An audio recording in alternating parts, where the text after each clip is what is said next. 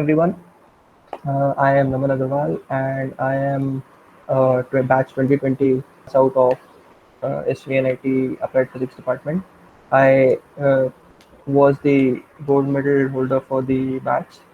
Today I would be talking about internship opportunities and this was the poster that was circulated amongst you guys. So, firstly, uh, there's a small thing. So there are mainly two sort of internships that people from our college or people in general do. One of them is a company internship or an internship at a corporation or at a uh, like some sort of company thing. That is something that I is going to be covering. So I would be talking about research internships or research oriented internships, which we mostly do in universities or research centers. So I would be focusing on that. Second thing, uh, I with my friends have been giving this same internship seminar for the past 3 years now. So people who are like amongst the audience, the ones who are a bit seniors, they would probably would have sit through this before, and it hasn't changed much through the years. So if you get bored, if you are one of those seniors, and if you are getting bored, my apologies. So firstly, I would like to acknowledge the current situation we are in. So we are in the middle of a global pandemic. The world has never seen something like this before, and I hope each one of you are taking good care of yourself, both mentally and physically. So I hope you are wearing masks, not going out, trying not to go out, washing your hands, and with that, trying to take care of your mental health also, which is equally important.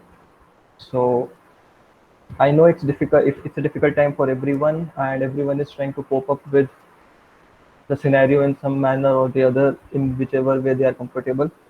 And things are not that smooth anymore.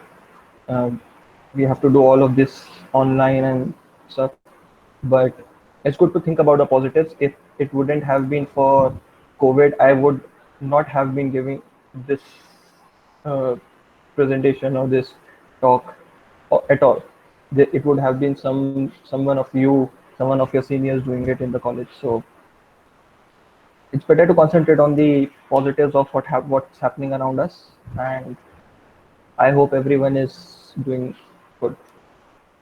So firstly, I would do away with the acknowledgements. I would like to acknowledge Scott for inviting me for this talk, for letting me have this opportunity, for giving me this opportunity, in fact, to go about giving this uh, talk. Then I would like to thank my my batchmates Archie and Anirudh for giving me the permission to use the same content which we three created 3 years ago when we had to give a similar talk, and I have, without any hesitation, used all of those. And it has been really like I have literally copied stuff from 3 years back. So thanks for allowing me to do that. And I of course want to thank the audience present here for being for trying to get to know things apart from what you are just supposed to, apart from just your curriculum, and trying to be more productive in such a hard time. Thanks for being here. So let's talk about internships. And for the entire talk, when I say internships, I mean research internships. So what are these research internships? So these research internships are opportunities that we get during our summer break or our winter break to go out of our institute to other institutes, to other research centers, to other universities, and do some sort of work which we don't generally do in our regular curriculum. So that other work which we don't generally do in our curriculum is mostly research or solve problems which are more research oriented than which are more textbook oriented as we do in our regular curriculum. But coming to know what internships are, why should we care about them? Why should I care about internships at all? So I give you four reasons to do that. Firstly, it's a lot about experience. So once you go out, do doing internships, you would, if you are interested in the field in which you are doing an internship, you get to do what you love. And at the same time, if you are new, if you are exploring, you get to know what you hate doing. Secondly, if you would have attended yesterday's talk, Archie talked about the importance of recommendation letters while applying for PhD and while applying for higher education. And recommendation letters is this is internships are sources where you get recommendation letters for. You can get recommendation letters from your home institute, but for the people from SVNIT, our professors do give recommendation letters very easily, and they are not that much important when it comes to the global market. So it's nice to go to the institutes, get in touch with people who are hotshot, and get good recommendation letters. Third, the time with which you used to go to internships, they are the time when you're free. They are during your summer or winter vacations. And seriously, I don't think we are no longer kids that we really want to go out and play in our summer vacations. Doing that is not bad. It's completely fine, but it gets really boring to be at your home for 3 months, and it's just something nice to go out there and do. So I think it's a good way to utilize your free time. And lastly, there is some sort of motivation of money and tourism. So if you do organize internship, you might get paid. So you won't get paid much, but you would get paid something. And you of course have the opportunity to go and visit places where those institutes are. And like even in India or in abroad, you can always visit places and go places. So that's also a motivation.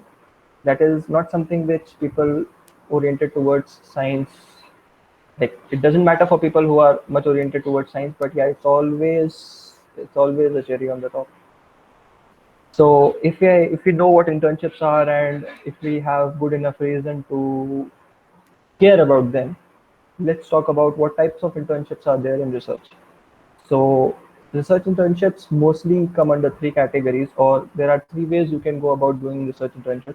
The first is projects.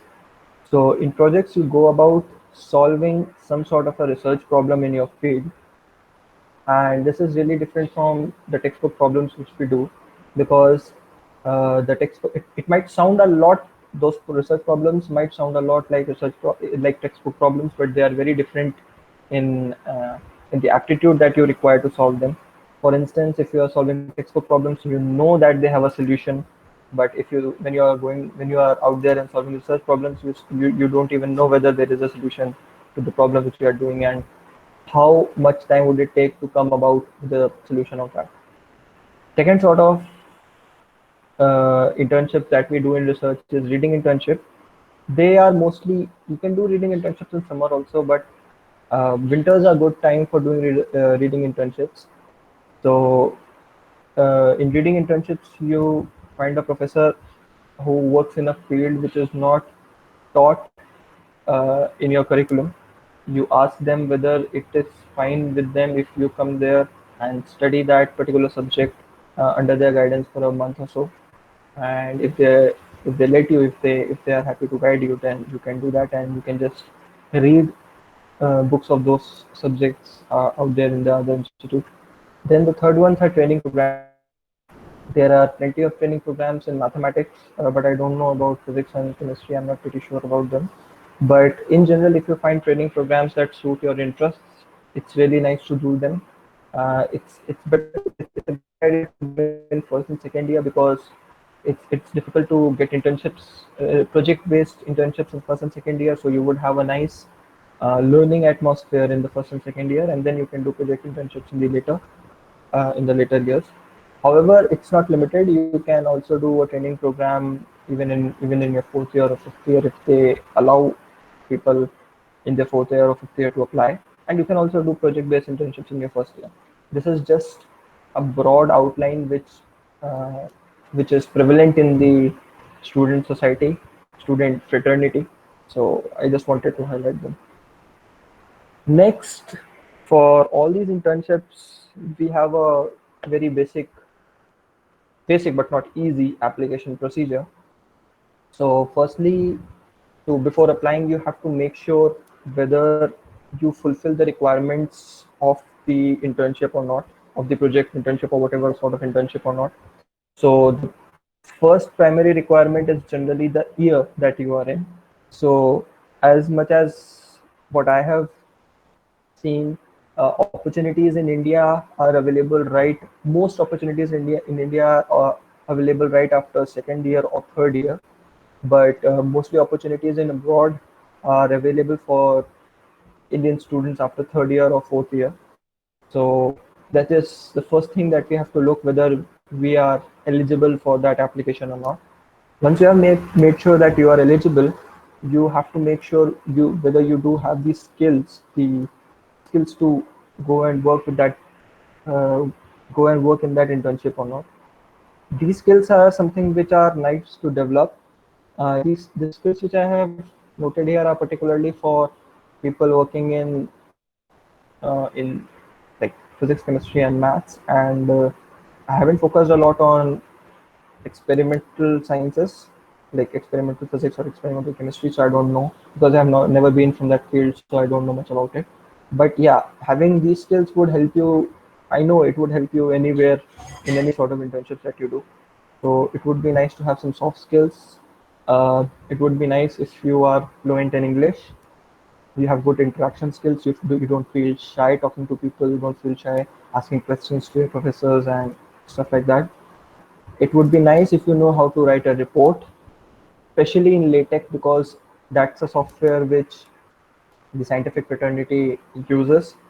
And you must know, it's not mandatory, but it's good if you know how to make a poster, because sometimes you are asked to make a poster of of the work that you have done in your summer or in your internship and present it. So LaTeX is a soft for the students who are in second year. LaTeX is a software which we use to typeset documents, and it's really useful. And if you want to learn it, you can always learn it on your own. What we used to do when we were juniors, we asked our professors and our seniors to help us understand and help us learn LaTeX. Then when we became seniors, we used to organize LaTeX workshops for our juniors. So if you want to like if you want to learn LaTeX, you can always pester the people at Scotch to organize a LaTeX workshop for you. Probably later in the year, so that they get enough time to plan something online or something. Then it's nice to have some programming skills. C, C++, Fortran, Python, Java. These are some basic programming languages which are used almost everywhere. Uh, it's kind of in some of these the use of these uh, languages and which programming language is used where, it's a bit case dependent. So you can learn any one of them. Probably Python is better. You can learn that, and then you can just you know transfer your programming skills to any other language. It's not that problematic. It's nice to know some computational tools like Mathematica, MATLAB, Maxima, Octave, Scilab. These are Maxima, Octave, Scilab are three versions of Mathematica and MATLAB. So for people who are into theoretical stuff, I would recommend understand like learning more about Mathematica. People who are into computational stuff, it's better to go about learning MATLAB. And then you should know, so you should have some basic. You should at least have some basic computer skills, preferably in Linux operating systems. And it depends upon what you are working in. So if you are a hardcore computationalist by heart, at heart, you should know really advanced. You should have really advanced skills at Linux and shell programming and stuff like that. But for example, I am not a computationalist by heart, so I don't know that much of Linux. But having a basic knowledge of how Linux works, what is the GUI, how can you run the basic commands, basic terminal commands in Linux is really helpful. Also, this is something which Scotch has organized. Scotch has organized workshops in the past, so you can really ask them for help in this matter. Next comes the formalities that come up with the applications of internships. So I've termed them as paperwork. So mostly all of stuff right now, like in today's age, happens online, but it is still as cumbersome as it was probably 10 or 20 years ago. as cumbersome as paperwork used to be. So firstly, mostly all of the internships, like, okay, so it would be sort of an overkill to say all internships require all these paperworks, but yeah, mostly all of them do require all of these paperworks that I'm gonna tell you about. But these are some, like, what I'm telling you about is mostly the ones which are important and you would need everywhere. So there might be some internships which may ask you to have some more of formalities, but at least you would have to, you will at some point of the time come across all of these paperwork which I'm going to talk about.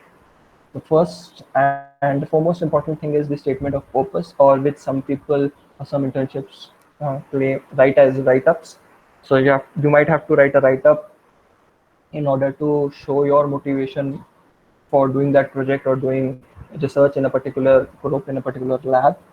So that statement of purpose or that letter of motivation should answer mostly these five questions.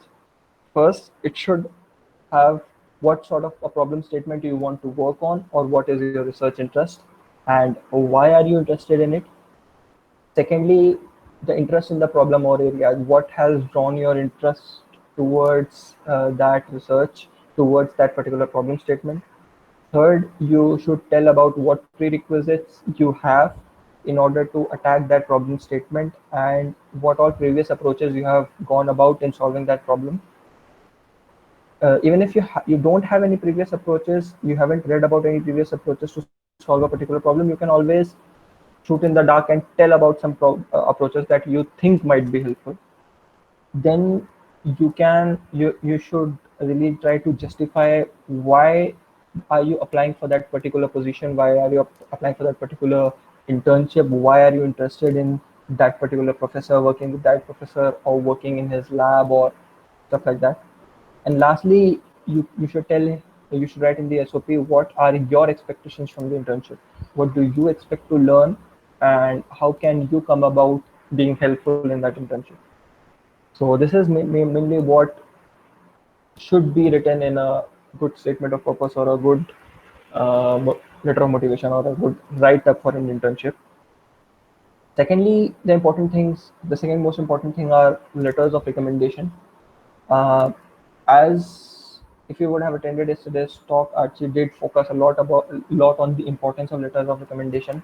If you are going to apply for an internship, you can always have letters of recommendation from your department, from the professors of your department. So it's really important to have good relations with them, and it's really important to ask them early on, because we kind of have a lack of professors and we have a lot of students. So if a lot of them would be asking professors for letter of recommendation, each professor can give only a handful each year. So try to be early in that respect. Try to go and ask the professors a bit early, and do make sure you have a nice reputation in their eyes. Otherwise, they would just say no to giving you letters of recommendation. So apart from that, the other paperwork involves having a resume or a CV. It's really important to have that have that CV or your resume in a PDF format. Word formats don't work. They do work, but they are not appreciated. Text formats, .txt formats. Okay, nobody would read that. Sorry, but it's important to know how to make a PDF resume or CV.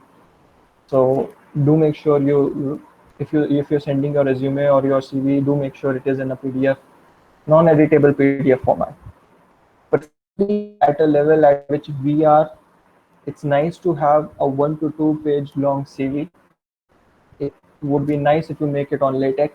It would be a nice exercise to make your CV on LaTeX. You would have a nice hand on how LaTeX works, and it would be really it would put a really good impression uh, like on the professor under whom you are applying for an internship, that yeah, you know how to work, how you know your way around LaTeX. And there are some differences and some similarities between resume and CV that you need to know. So I can tell you a couple of differences, the important ones. So, curriculum vitae or CV is an elongated description of your work and what research you have been doing or what work you have been doing or your educational background and everything. It's a more detailed version, and resume is generally a short version. So resumes are generally at our level they are generally 1 page long, and CVs are generally 2 page long. But once you grow older and you accomplish more things, resumes are generally 1 to 2 page long, and CVs can go up to 30 pages or something. So that's the main difference. Mostly for us, they would ask CVs when you apply on portals for internships, and if you are applying for a and if you are emailing a professor, it's better to send a resume. Also, a CV should have the following: it should have your personal details, it should have your research interests, it should have your educational background, your coursework, if it's necessary for you to tell what courses you have done. Then it's important to have your research experience or self-study if you have done some sort of courses which are not a part of your curriculum or studied something which you have, like if you have done something, if you have studied something on your own, it's not bad to write that in the coursework section. You can also write the workshops or conferences you have attended, any achievements or awards that you have, or and your skills. Next, once we have all that paperwork, mostly all of that paperwork ready, it comes to applying. So applications for internships happen in two ways. One of the first one is applying through portals. So there are a ton of internships that come up every year for people in physics, chemistry, and maths. For example, Indian Academy of Science fellowship. Then you have PIFR, you have ICTS, you have HRI, and there are ample of them. They all have portals. So you go on that portal, you fill up a form, you upload your CV, you upload a letter of recommendation, or you ask, you type in the email address of the professor who is giving you the letter of recommendation, and he would directly email it to the portal guys, and you upload your statement of purpose and stuff like that. The important thing to keep in mind is deadlines. So all these portals do have a deadline. I would ask you to it's suggested to be efficient. That means it's good to apply at least 1 week before the deadline stops, because you have to still give time for your professor to fill your letter of recommendation, but that's easier said than done. Preaching of efficiency, I am myself a procrastinator, so uh, yeah, it's easy to preach to be efficient, but I am not one of those efficient people. But at least it's good if you try to be on time, try to respect those deadlines, and try to be efficient. The second way of applying for internships is directly emailing professors and telling them about your interests, about your inclinations of doing a project, a project or a reading internship under them. But to write those emails, there are some basic ethics and some tricks which are important. First, you have to concentrate on the structure of the email. The email should generally have 3 to 4 paragraphs. In the first paragraph, you should introduce yourself. Um, what's your name? What's your educational background? Uh, in which year you are, and in which institute you are. Then, in your second paragraph, you can go about telling your previous experiences, previous research experiences which you have had, or previous projects that you have done. In your third paragraph, you can go forward and tell them about the research problem you want to work on, or what sort of research you want to do under them. And in the last paragraph, you can have a conclusion and just wind everything up. That's the general structure of the email. Uh, it is subject like the way you draft your email is subjected can be subjected to perturbations according to your own convenience and need, but this is generally the protocol that we follow. And then there's a word of caution: do not email several professors of the same department all together, because they all, like us, sit together for tea in the evening. वो भी सब गल्ले जाते हैं, and they would just simply discuss that the same person has emailed 5 different people at the same time. and that does not look nice because that doesn't show your dedication towards a single professor or working on a single project with that professor. So refrain from doing that. Third, try to narrow down professors of your interest. Try to narrow them down as much as possible so that you don't send out big emails, emailing. Like for example, if you are interested in cosmology, it's not a very clever thing to mail someone who works in astronomy to give you an internship in cosmology. Make sure you have sorted out your interests and sorted out the professors which are aligned to your interests. Make sure you give them timely reminders because professors are not very that's not all professors are very good at replying to emails. So make sure you send a reminder after you have sent your mail. If you haven't received an answer or any sort of an answer, any sort of a reply for a week, after a week you can send them a reminder that okay, I have sent you such and such of a mail. Try to email people in the morning whenever their morning happens if you're mailing someone outside India, so that whenever they open their email in the morning, the first thing they see is your mail and they are still not drained of life to email back. So try to email people in the morning. And now I've seen this drift where everyone is being a bit more professional. So people don't really entertain writing them or using or like giving them salutations as sir. So it's a good practice to stop using dear sir as a title of the email. It's good to just write dear doctor and use the surname of the guy or the woman whom you are emailing. So when it comes to applying for internships, applying to portals is a bit more easy in terms of it's a bit more competitive, but it's still easier because you just apply and you forget about it, and when the result comes up, you get to decide, okay, you get to think, okay, whether I did get selected or not. But emailing people is a really, really, really a very, very, very tough task in the way that you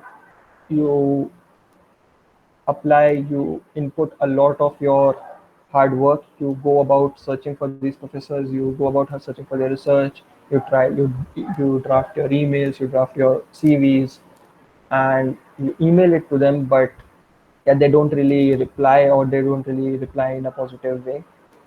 So I would say whenever you are applying for an internship via an email, it's important to have patience. uh, I myself have had to, when I was applying for DART, I had to apply under 25 to 30 professors before getting two positive emails. So, and that's a very, very small number. I was lucky to find two people who wanted to host me in 30 emails.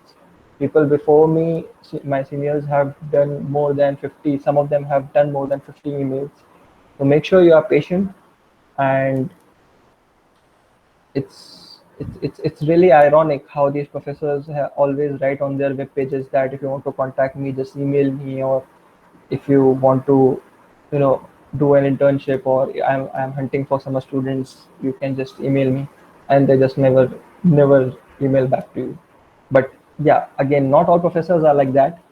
Many of them are like that, but not all of them. So now we come to the opportunities that are generally available. In India, you have research institutes like TIFR. Okay, so I would just tell their full forms in case somebody is not aware.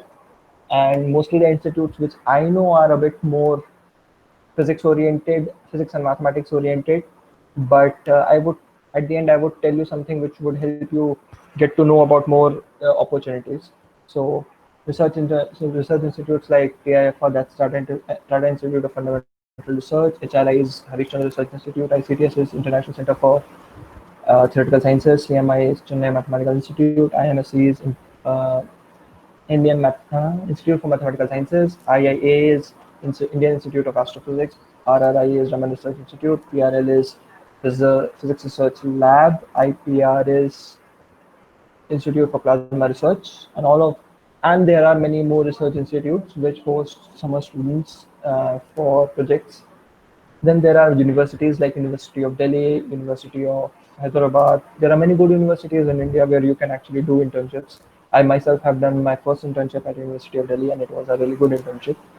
Then you have ISERs, which I guess everyone knows. IITs, you have other NITs, and then you have some portals which work on a collaboration from many of these institutes. So you have the Indian Academy of Sciences, this IAS, Indian Academy of Sciences internship that opens its portals every year in September, I guess. So it's mostly the first internship. It's mostly the first internship around the corner which people fill in. Then in mathematics there is MTTS. Uh, that's a very very good training program if you are interested in pure mathematics or in interested in mathematics in general. For that, you can eat Anirudh's head tomorrow. You can ask him about maths. People can ask him about MTTS. He has been selected for that twice. So yeah, that is something which you can ask him about. Then if you talk about opportunities abroad, things are not that easy there because in India, even if you don't have a funding, yeah, or if you don't have a scholarship, you can still go about in a new city and do an internship for 3 months. That does not happen that easily in a country abroad because Indian currency exchange rate is very very weak. So for like these are some internships which I opportunities which I know. First is Dardwise that takes place for Germany. SN Bose Fellowship takes place for the States, United States. MyTax takes place for Canada. Charpak takes place for France. There are institutes in Israel, which the Wisman Institute in Israel, which hosts summer internships every year and they pay stipend. There is this OIST Japan, and there are many many more. So now I know it's really overwhelming to know about so many internships and so many opportunities, and I have not even told you about all of them. So where can you get to know about more of these opportunities? So the things to keep checking is go out there, go on the internet, check out the websites of colleges, institutes, organizations, keep checking them out. Follow them on Facebook, Instagram, Twitter, whatever social media handle you are on or you can be on. Go and follow them there. All of them nowadays post stuff there. Then you can read Integrated MSc blog. I don't know how many of you are aware of that, especially the second years, but if you are not, please go and check that out. It has blogs by many of our seniors, many of us. Like I don't know, it has a blog by me, by Nirud, by Archie about our internship experiences in the past. So the more you read about people, the more you would know about other opportunities. Then for SVNIT MSc people, there is a Facebook group called the Integrated MSc Facebook group. That's a secret group, so people who are only the members, who are only the MSc students of SVNIT would be granted access. There, people regularly post about internship opportunities and things like that, so you can be there. You can go about listening. Okay, so the other like the interact and internship seminars used to happen in the normal scenarios, but I don't know how available would that be in the pandemic situation. But if they happen, do make sure you attend them. These sessions are really really informative. You get to know a lot, as well as you get to know about more and more internship opportunities from the people who have done those internships before. Do follow Scotch because these people do organize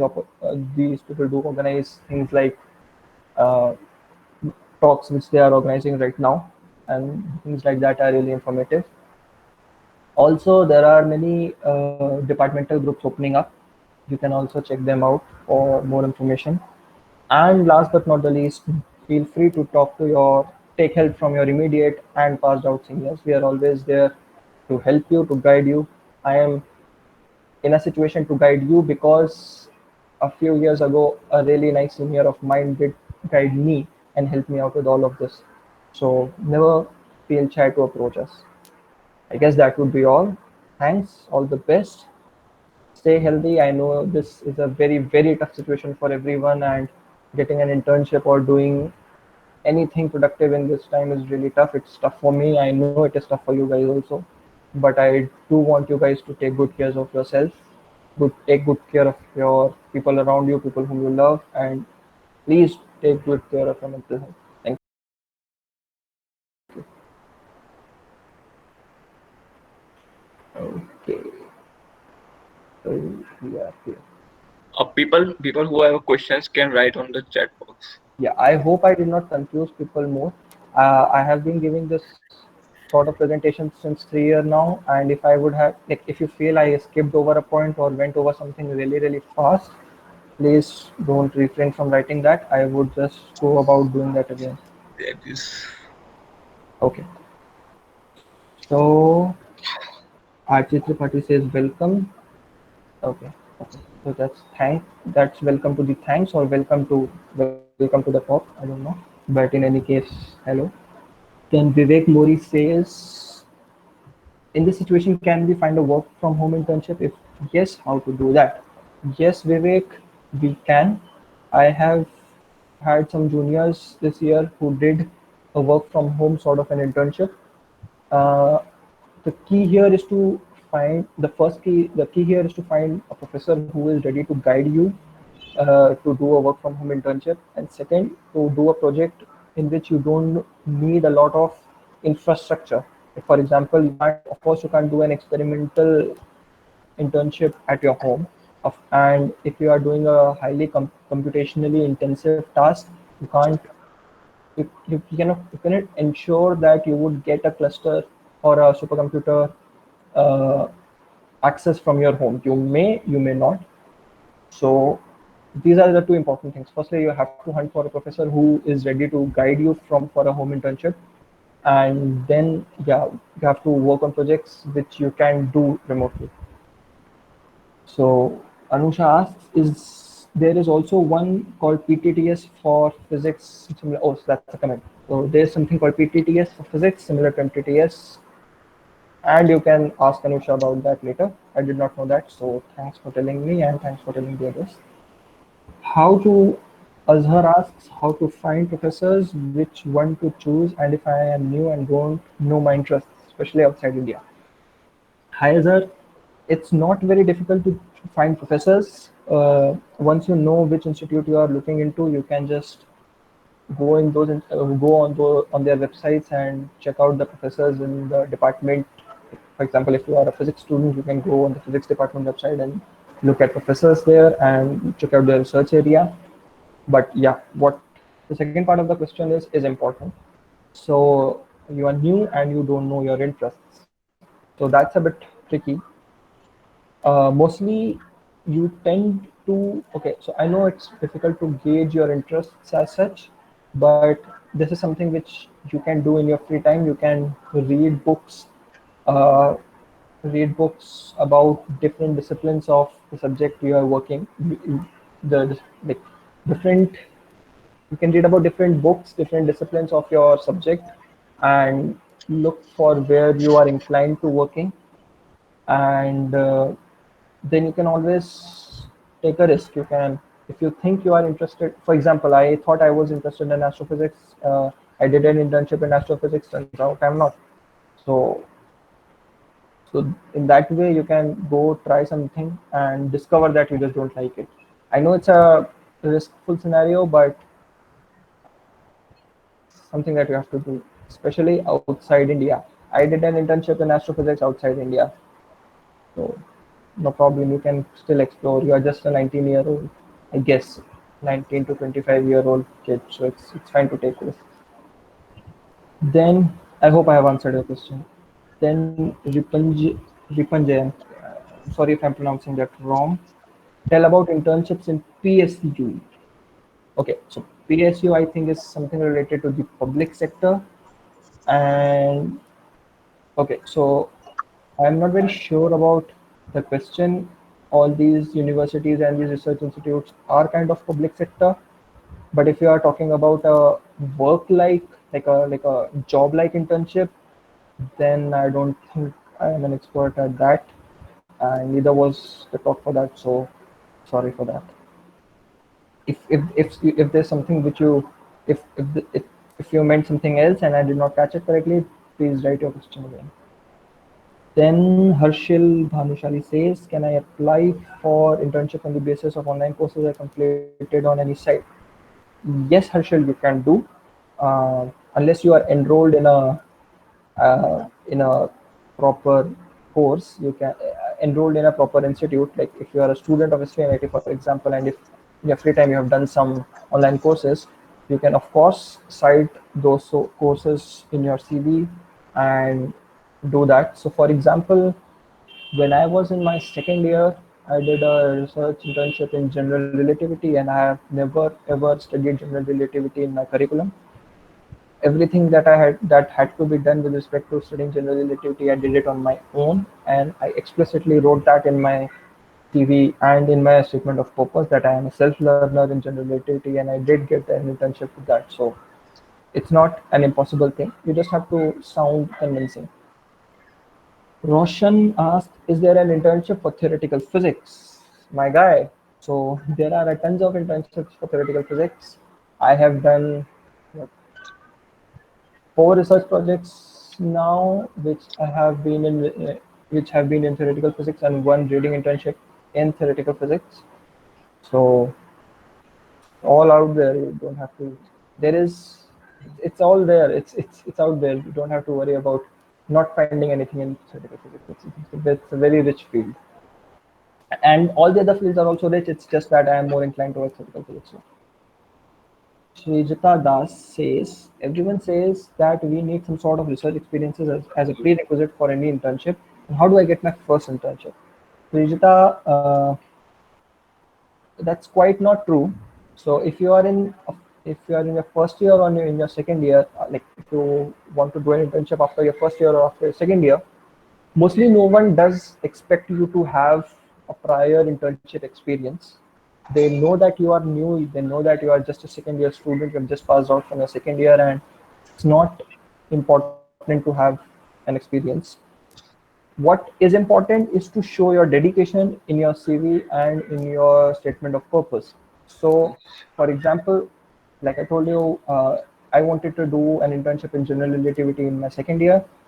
So, even if I did not have a general relativity curriculum subject in my course, I did go about studying all the maths that was required and studying general relativity by myself. So, and if you are able to write that in a compelling manner in your statement of purpose, I think that would be enough to make anyone like to make them understand that yeah, you are interested. So it's not like that you always have to have an experience for an internship. For the first 2 or first 3 years, they more or less know that you are a novice. Siddharth asks, if I have completed courses through YouTube like Neptil, then is it fine to write it in my CV? Yeah, you can write Neptil courses in your CV. Just mention that they are yourself. If you have taken up an exam for those Neptil courses, you can simply quote your course. Like you can just in the bracket for that course, you can write Neptil and your score. If you haven't taken an exam, just write Neptil self study, and yeah, you can quote them in your CV. I have done that. Then Darshil asks, what is best option in experimental physics internship? Okay. What is best option in experimental physics internship? Yeah, in theoretical. Okay. That actually depends upon your interests. So if you're interested in going about doing experimental physics, an internship is in that is better for you. If you are a theorist, then you can of course do an internship in theoretical physics. But what happens is in the current COVID scenario, I'm not sure about having, experimental physics. There are a lot of disciplines in experimental physics which you can work from home, like which you can do right at your home. You don't have to be right there to do an experiment. You can do a data analysis on an experimental setup. But yeah, with those things where you have to go and do a particular experiment by hand, like work on an experimental apparatus, that scenario might be difficult in this COVID mess. So, but that doesn't mean that if you are interested in experimental physics, just because it is the possibility of getting an internship are slim, you switch to theoretical physics. It should not work like that.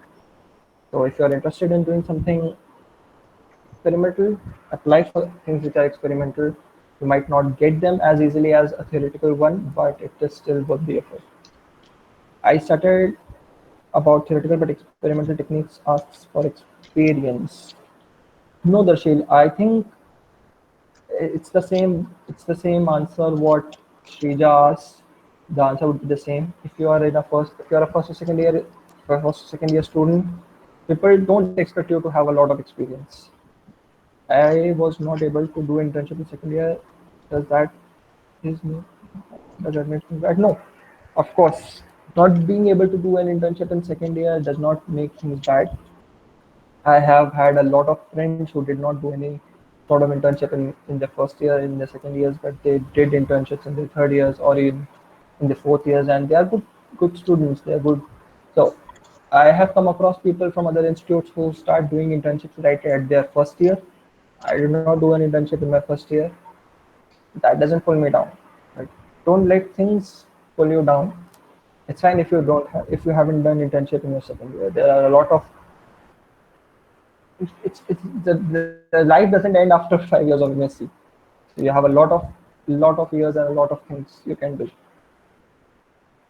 Rashil says thanks. Welcome, Rashil. How do I? Mrinal asks, how do I prepare a good CV? Mrinal, so preparing a good CV is something. Okay, so remember I gave you some points about what all should be there in a good CV. So you should include those points. Uh, After that, like, what do you mean by a good CV? So if you have good skills, if you have good experience, if you have good courses, that makes a good CV.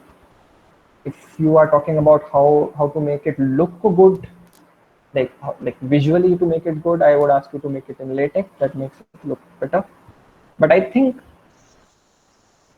I'm not very sure how to answer that question. So uh, yeah, I think if you have a doubt in particular, so what you can do is you can try making a CV, and then you can take help from some of your seniors, send them your CV and ask them for criticism and ask them for feedback. And that way you can learn how to make a good CV by trial and error, the way we all learn. Then Abhishek asks, can I get some sample statement of purpose? Yeah. So you can just go online. You can just go to YouTube, go to Google and types good sample statement of purposes, and you would get a plenty of them. You would get, the ones which have you would get to read the statement of purposes which have been selected. So you can get a lot of examples online. Vidula asks, is career in physics expensive? Like to get internships or work from home, and do we get jobs after graduation to complete further studies? Hmm. That's a okay. So let's answer one question at a time. Is career in physics expensive? Vidula, that depends. So if you are a good student, if you are ready to work hard, no, it's not expensive. You can do everything on scholarship. Uh, I have done all my internships and my 5 year masters on a scholarship, as many before me have done, and many after me would do. It's not expensive. PhDs after MSc, if you go about doing a PhD, they are all paid for. If you are going to do a master's after MSc, again, you can get a scholarship if you are good enough. So it just takes hard work. It just takes, like, if you are good, then no, it's not expensive. To get internships or work from home, it's not expensive to work from home, at least. I think it's not expensive to work from home, but it's not expensive. I think in general, it's not a lot expensive to work in India anywhere, but to go out and to work or to do internships, it gets a bit expensive because we or our parents earn in rupees and we would be spending in euros and dollars. So for that you need funding. That can get a bit expensive. Do we get jobs after graduation to complete further studies? Okay, so if you want to have a job after studies, do make sure that you prepare your skill sets in a way that you get a job. So for example, if you, I don't know if you're a SNIT student or not. So in SVNIT, physics students get to sit in a lot of coding profile jobs. So if you want to get a job, make sure you know good amount of coding and you fit in all of those profiles, so you can get a job in like a placement sort of a job. You can always, if you can always work in coaching institutes. I don't advocate for that, but yeah, that is a job. Uh, and if you talk about getting money for further studies, it depends. If you want to pursue a PhD, then all PhDs are paid for, at least outside India. Even in India, would you can try getting some sort of fellowship like NET or Inspire or some sort. So then it would not cost you much. But yeah, for jobs, I would say whatever job you want to do, you should prepare your skill sets accordingly. Srijit asks, what kind of scholarships are available if I want to do my PhD abroad? So PhD, so that's the thing. Okay, so PhD, we don't think about PhD as a study. PhD is no longer a study. PhD is work. So if you are doing a PhD abroad and if you get selected in a university, chances are that mostly you would be paid to do a PhD, because PhD is, as I said, PhD is not studying. PhD is work. But in India, the case is a bit different because India is a really, really populous country, and because there are people everywhere in India, so there are a lot of people doing PhDs in India, and giving money to all of them is not feasible. So you have to have scholarships in India to do a PhD, but that is not much of a case in abroad. So there are a lot of fellowship programs which you apply to get a PhD in the first place. But in my experience, if you get a PhD somehow outside, it's mostly paid. You don't have to pay anything from your pocket. Is GRE score needed for doing internships abroad? No, Praveen. You don't need any sort of GRE scores. It's some internships might ask for a English language proficiency test like an IELTS or a TOEFL, but the ones which I have done, they did not. So the visa people might ask you for a English language proficiency test, but I'm not very sure about that. But in general, I know you don't need GRE to do an internship abroad.